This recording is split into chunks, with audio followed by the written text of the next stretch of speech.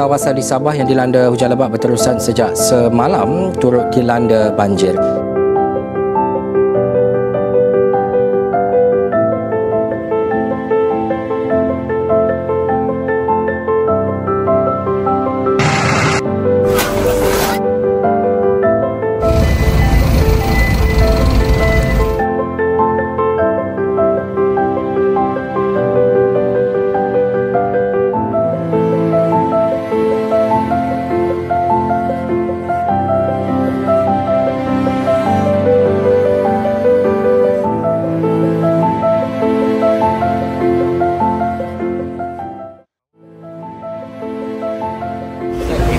Ya.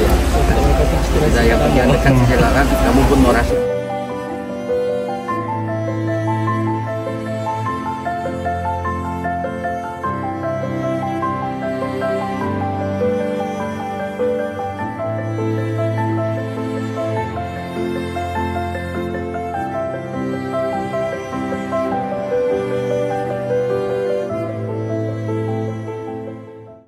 Okey, baik. Sekarang ni kita berada di kampung Kibambangan di mana kita akan menyalurkan bantuan air minum dan juga food pack sebanyak 100 buah keluarga di sini.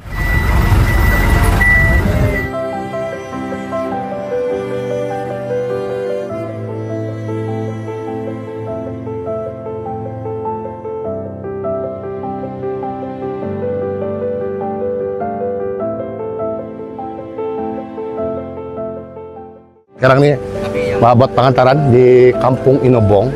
Dia ada 3 kampung terjejas, yaitu Kampung Sorayo, Kampung Tomoy, dan Kampung Timoligan.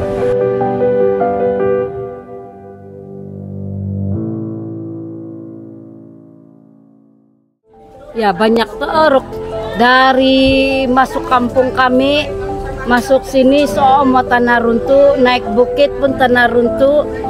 Masuk dalam pun tanah runtuh, banjir. Ada satu rumah di sana, ada warga Amas meninggal sebab kena tanah runtuh.